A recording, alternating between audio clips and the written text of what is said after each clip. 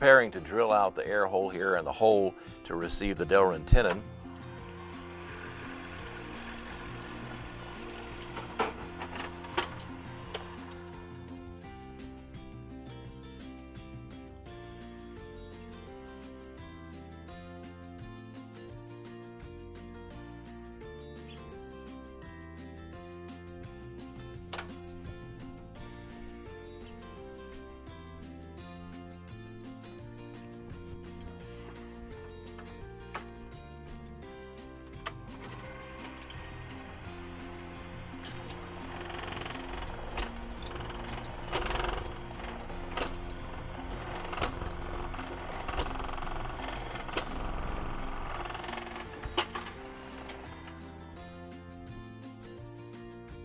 Here's a common trick I use.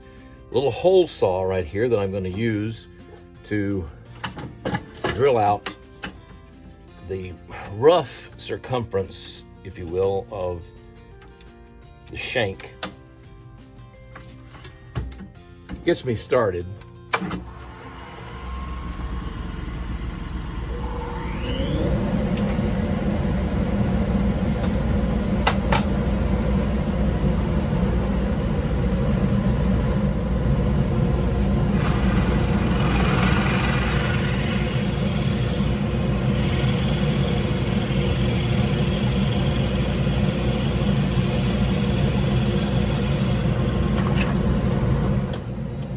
And after using the little hole saw there to outline the rough diameter of the shank, I come back in now and pare down to that line, revealing the rough shank.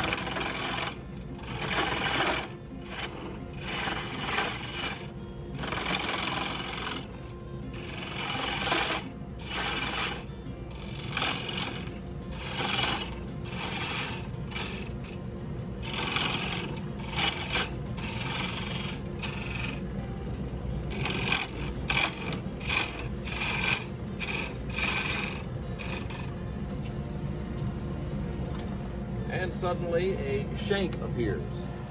Okay, here are the bands that are going to go on. This is a jade band, and these two are two little silver bands that'll go on either side of the jade that will fit there on the shank. And I've got to cut that down now, cut the shank down and prepare it for those. A little bit at a time.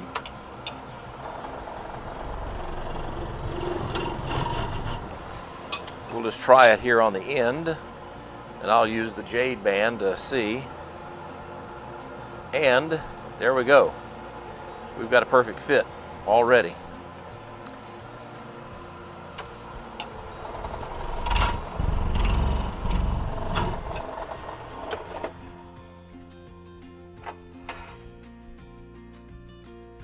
Okay. There we go. I think we have it. Yeah, that is going to be it right there. Yeah. What I also did was I cut some grooves. They're little tiny grooves in the shank where the rings or the bands are going to go. That gives me more glue surface, if you will, just tiny bits of lines of glue that can get down in there to hold those bands better.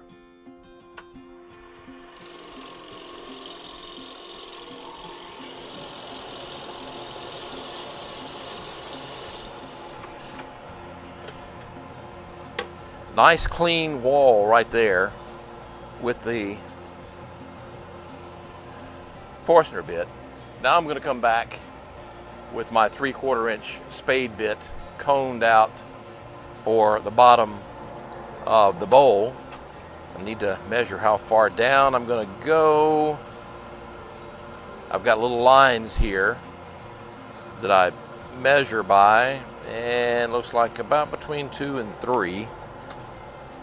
I'll go down to.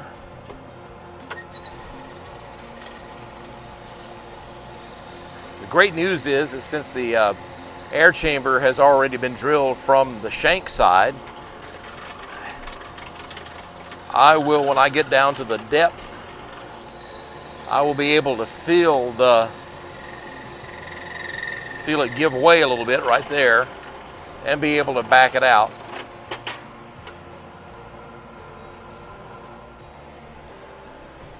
Check it out with some air now. Oh yeah, there's air coming out. And I always like to take a visual look with my little flashlight to see where I am. And it is directly in the center, right at the bottom of the bowl. Thank you, Jesus. It was straight.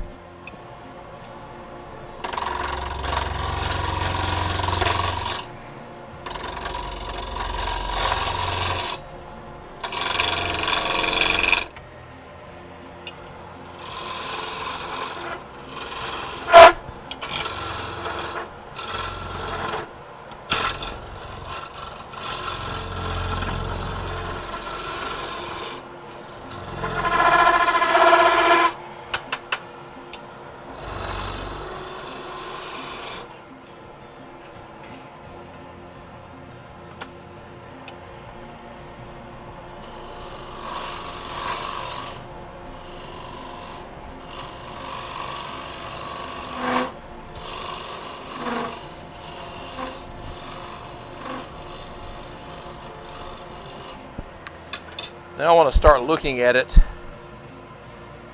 kind of eyeballing the size that it's going to wind up being.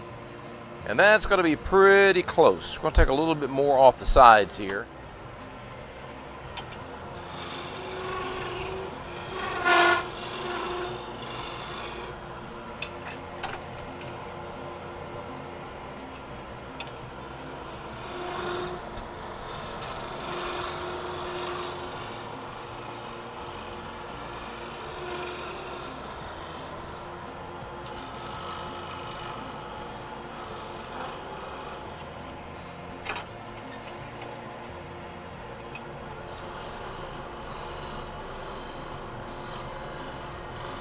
One of the trademarks of most of my pipes is the fact that I will slant the top in toward the bowl of most of my pipes, unless it's otherwise requested not to.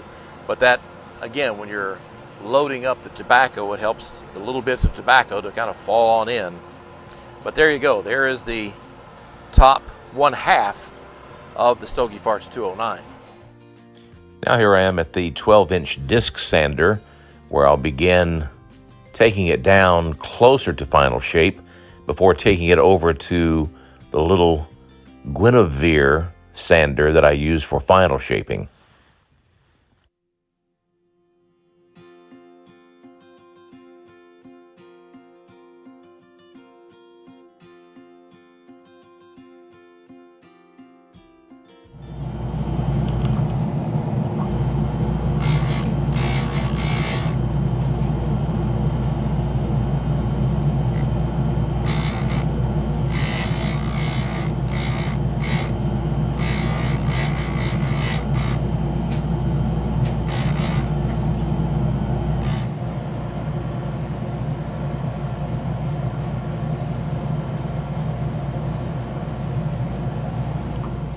One of the things that I like to do is put a little hand carving, actual carving into the pipe.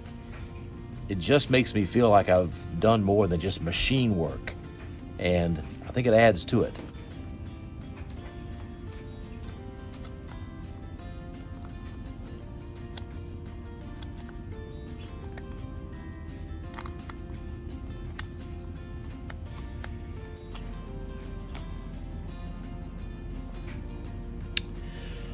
Okay, now we're ready for the rustication.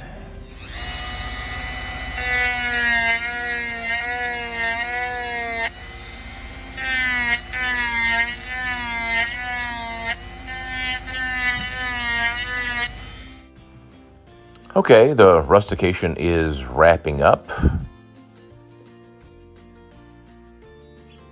It's done. I've already, on the bottom part of it, gone ahead and put my stamping, my nomenclature on the smooth part that was left. Now we'll take some green dye and put it in that smooth area right there, just as a highlight, if you will, to kind of match up with the jade green.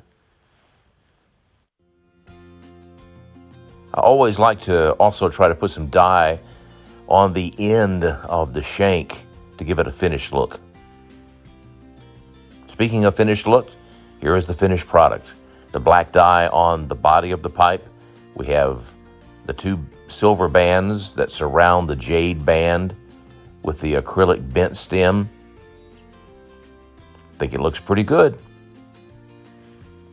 If you'd like me to make a custom pipe for you, just send me an email, jc@joecasepipes.com. God bless you all. We'll catch you next time.